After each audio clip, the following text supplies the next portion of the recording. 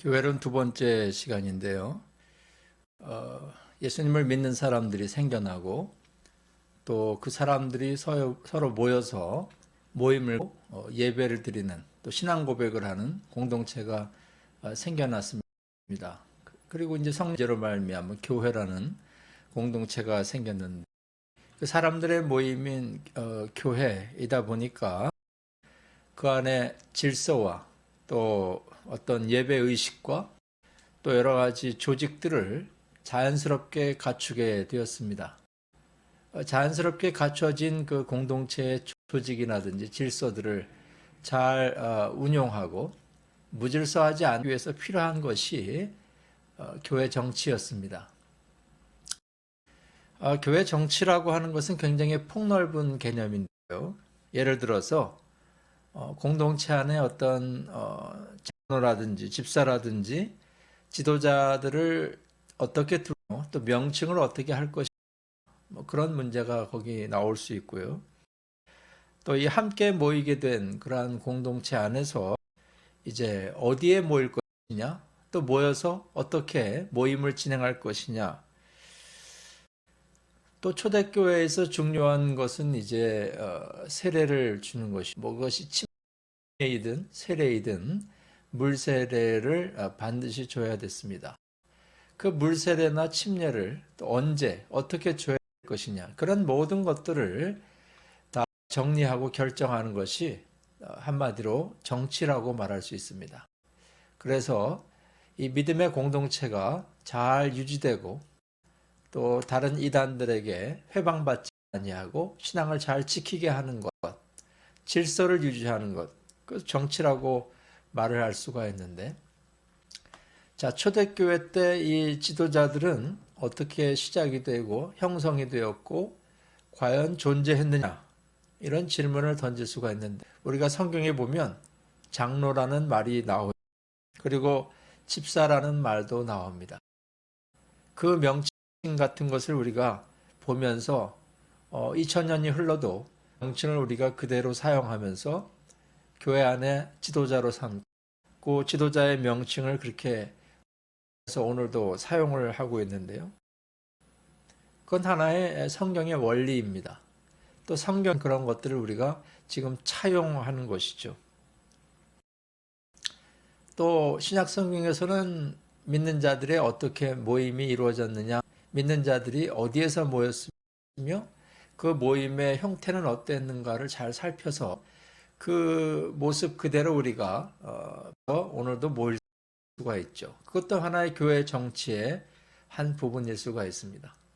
또 신약 성경, 신약 시대의 초대교회 성도들이 세례를 어떤 식으로 줬느냐 그런 것들을 잘 살피는 것도 중요한 내용이라고 볼 수가 있습니다. 이 모든 2000년 전의 그 교회 정치의 모습을 오늘 이 현대 사회에도 잘 적용하기 위해서 꼭 필요한 원리 중에 하나가 유연성입니다. 유연성. 각 시대는 그 또 장소마다 시대마다 문화가 있습니다. 유대인들의 문화가 있고 그 사회의 문화가 있습니다. 초대교회 공동체도 문화에서 결코 벗어나지 않았습니다. 유대교의 그 문화를 그대로 차용하면서 예수님의 그 신앙에 걸맞게 변화시키는 그런 방법을 취했던 거죠. 마찬가지입니다. 우리도 이 초대교회의 그러한 정치 형식을 꼭 100% 그대로 따라가야 할 것이냐에 대해서는 여러분들 상식적으로 그렇게 하지 못한다는 것을 알 수 있어요. 문화적으로 너무 다르고 또 시기적으로도 너무 많은 변화를 가져왔기 때문에 2000년 전의 정치 그대로 우리가 차용하는 것이 옳으냐 하는 것은 아마 힘들다라고 답을 내릴 수밖에 없을 거예요. 그래서 우리에게 필요한 것은 유연성입니다.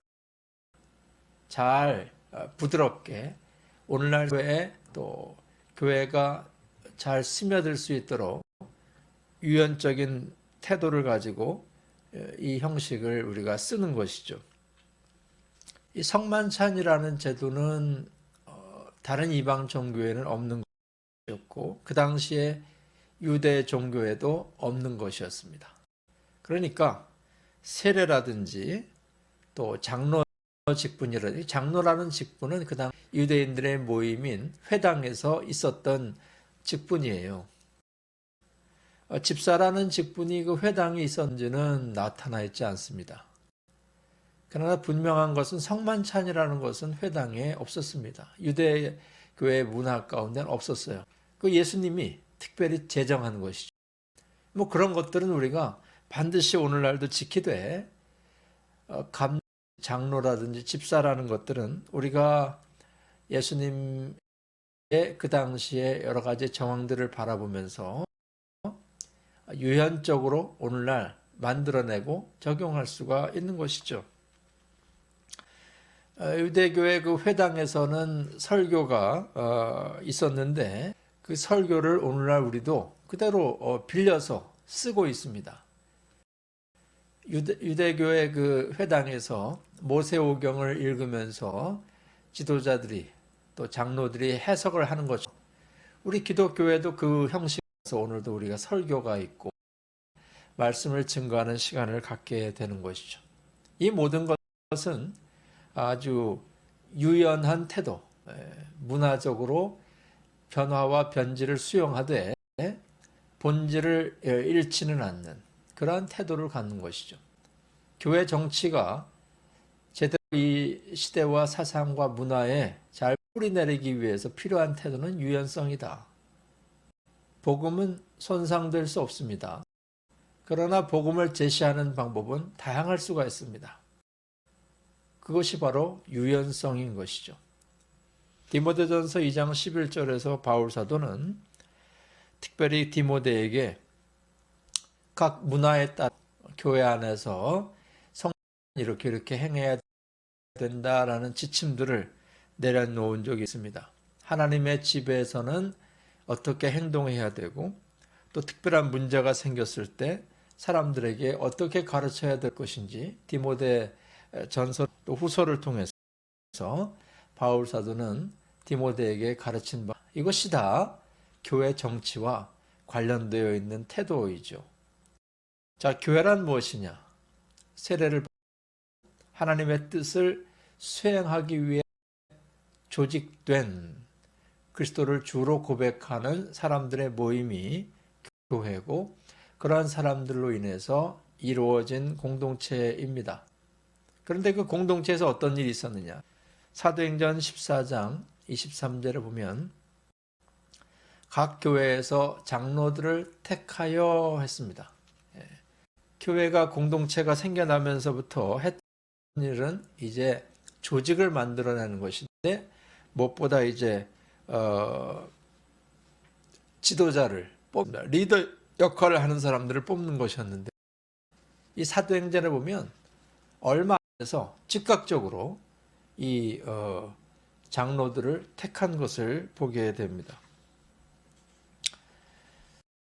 교회의 조직에 관한 논쟁은 지금까지도 계속되고 있어요. 그 공동체 숫자를 파악하는 내용이 성경에 나오고요. 사도들을 돕는 사람들을 선택하는 내용이 사도행전 6장에도 나오고요. 어려운 사람들을 구제하는 일을 위해서 집사들을 선택하는 내용도 나오고, 바울 사도가 선교에 돌아와서 장로들을 개척한 교회에 세우는 또 나옵니다. 이 모든 것이 교회를 조직화하는 것이죠. 이렇게 하다 보면은 각 로컬 처치에서는요, 믿음의 고백하는 사람들을 제외하는 일도 행하게 되고, 그 각 교회에서 세례를 어떻게 주느냐에 대해 굉장히 유연적으로 대처하는 것을 보게 됩니다. 그리고 흩어진 교회들 공동체 안에는 조직이 형성된 것을 보게 됩니다. 그래서 여기서 교회 정치의 필요성과 또 교회 정치라는 것이 2000년 전부터 지금까지 흘러내려올 수밖에 없는 것이죠. 정치란 무엇이냐? 교회 정치는 무엇이냐? 각 지교회들을 어떻게 관리하고 각 교회들이 건강하게 유지되기 위해 어떤 사람들을 뽑아서 관리하고 감독할 것이냐. 이것이 교회 정치라고 볼 수가 있죠. 교회 정치의 여러 가지 형태 중에 몇 가지만 말씀드리겠는데, 감독 정치라는 것이 있습니다. 이것은 뭐냐면 지도자를 대표적으로 몇 사람 뽑아서 그 사람이 이제 그 하부에 있는 교회를 치리하는 것입니다. 관리하고 감독하는 것입니다.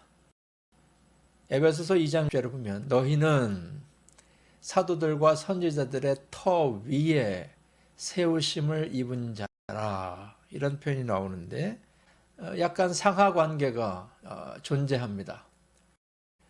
물론 그 기본은 사도들의 터이고 선지자들의 말씀의 터 위에 지도자들을 세워서 그 지도자들이 다른 믿음의 공동체를 관리하고 감독하게 한 것이죠.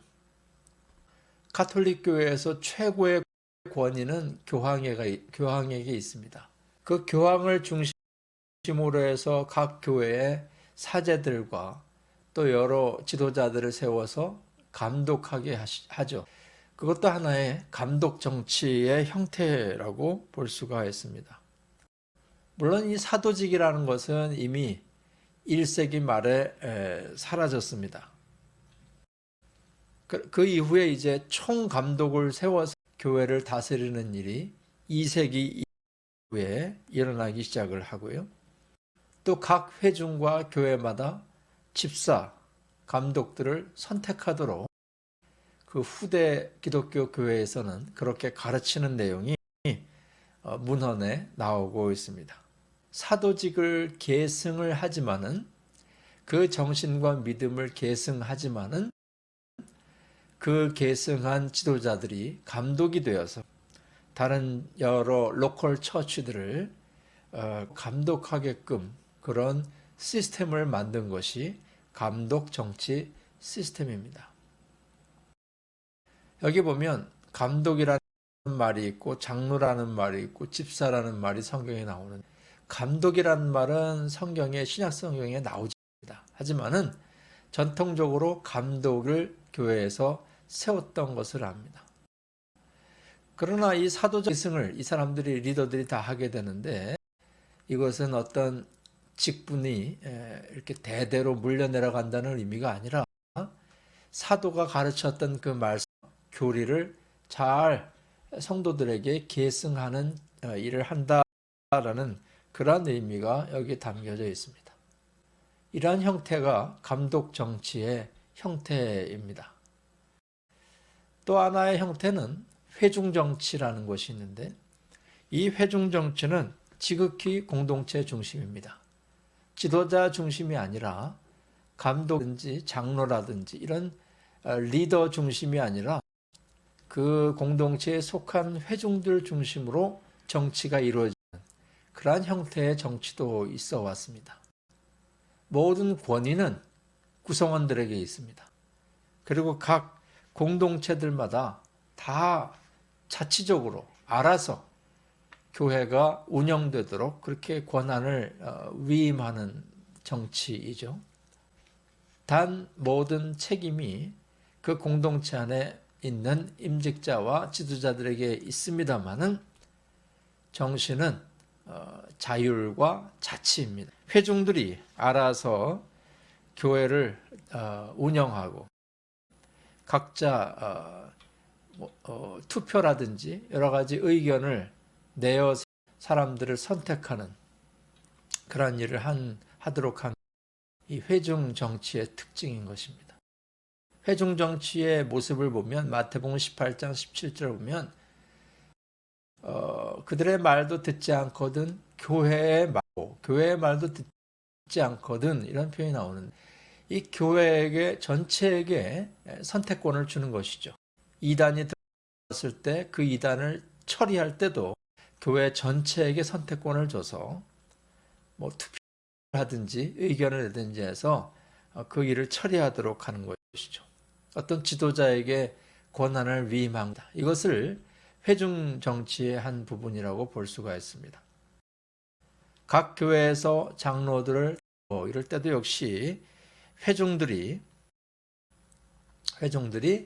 이 지도자를 투표한 것을 우리가 여기 택하다는 헬라어 단어도 손을 들어서 투표한다 이런 의미가 담겨져 있는데 교회 회중들이 알아서 정치를 해 나가는 이 회중 정치의 특징은 상하 조직 구조가 평신도 성도들이 다 알아서 하는 것이고 회중 전체가 최종적인 권위를 갖는 단 몇몇의 지도자들을 세울 수는 있습니다.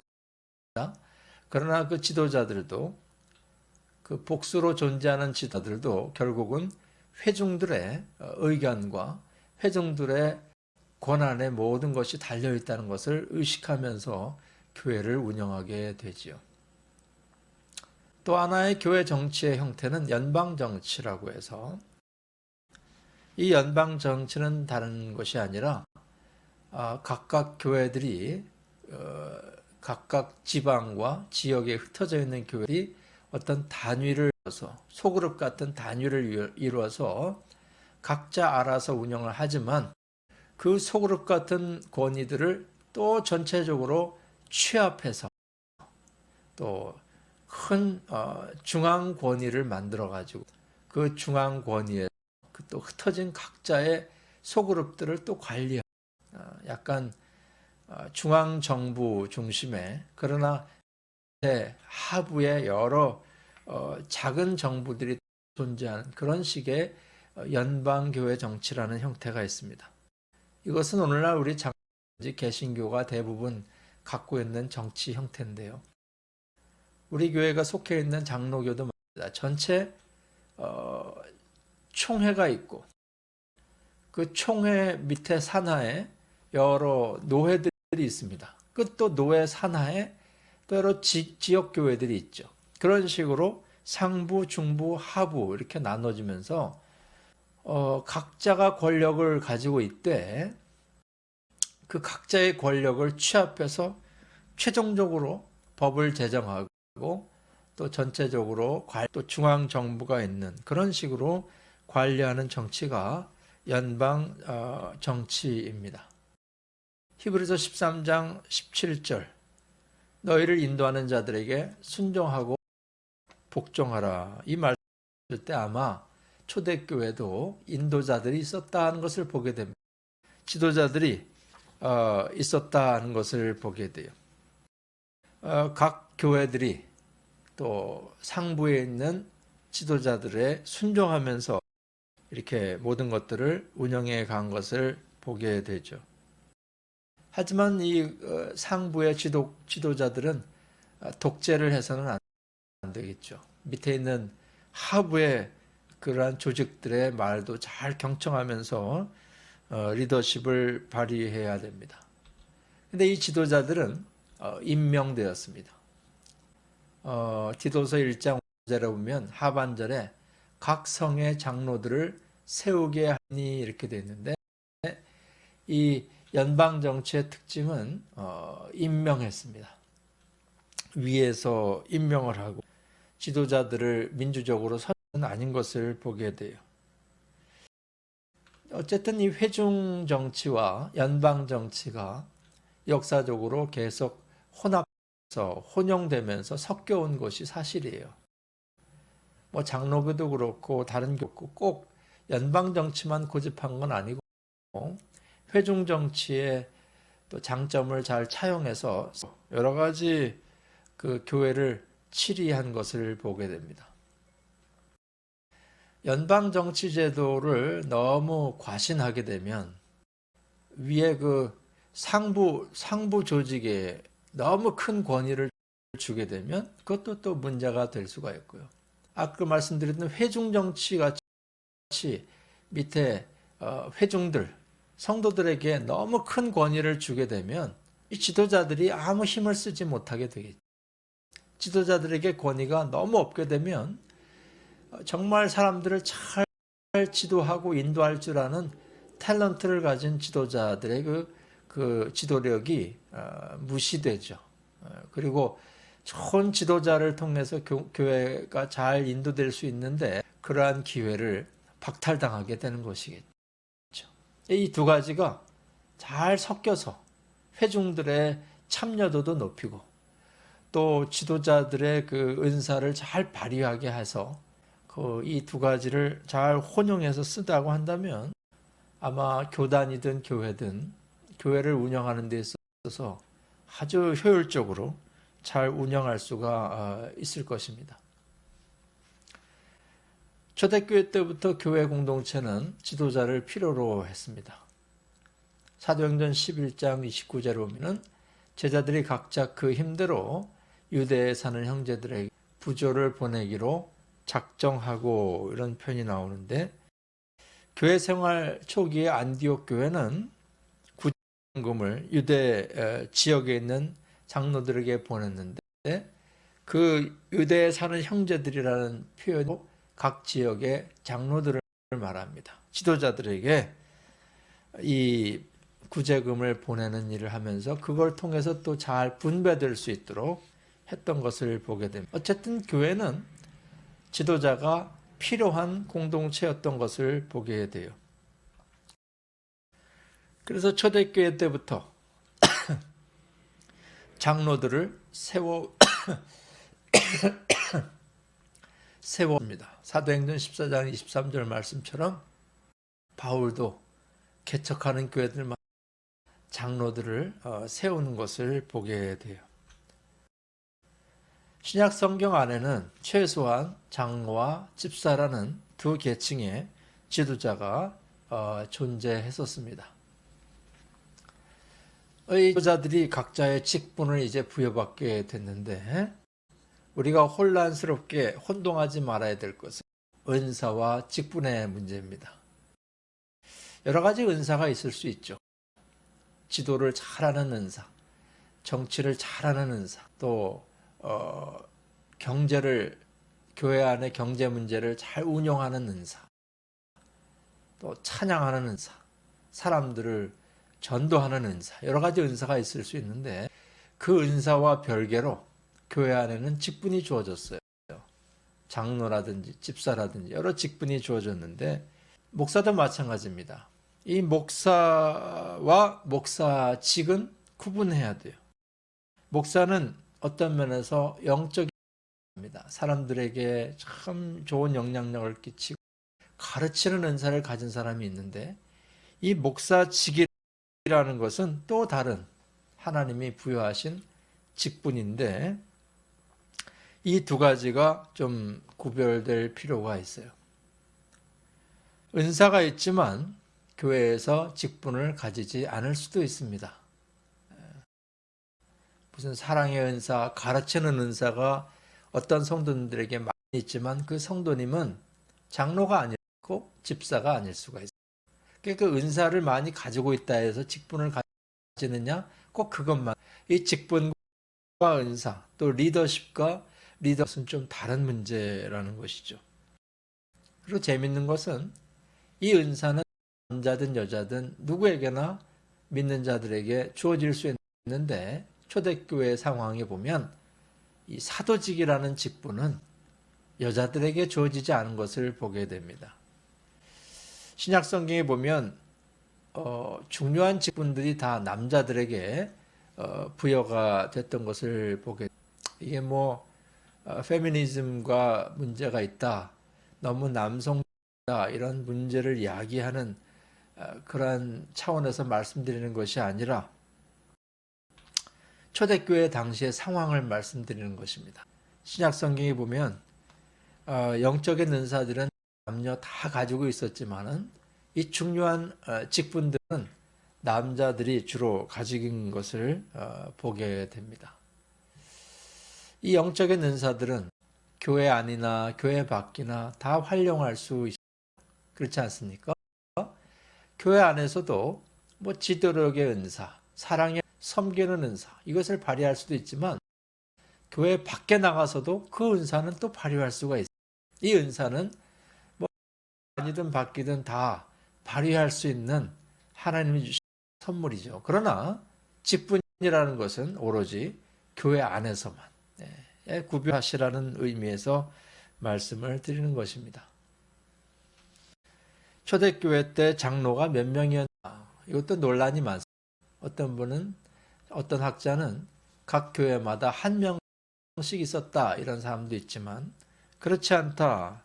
각 가정에서 모일 때마다 장로가 여러 명 있다 이렇게 하는 내용이 있어요. 이거는 뭐 여러분들이 그냥 참고로 알고 가시면 좋은데 어쨌든 각 교회마다 한 명 또는 한 명 이상의 장로들이 있었을 것이라고 추정을 합니다. 이 장로들은 무슨 사역을 하느냐? 교회 일을 살피는 일을 하게 됩니다. 영적인 일도 하지 교회의 여러 가지 행정적인 일들 살피는 일을 하게 돼요. 성경에 보면 이 교회 지도자의 장로가 이런 자질이 있어야 한다고 말하죠. 책망할 것이 없어야 하고 한 아내의 남편이어야 해요. 이것은 결혼을 꼭 했어야 된다라는 의미만은 아닙니다. 뭐 결혼했다가 이혼했다가 다시 결혼할 수도 있고 또 바울 사도처럼 결혼을 안 할 수도 있어요. 이 한 아내의 남편이라는 표현도 좀 논란이 있는 표현이긴 합니다. 어쨌든 교회 지도자인 장로는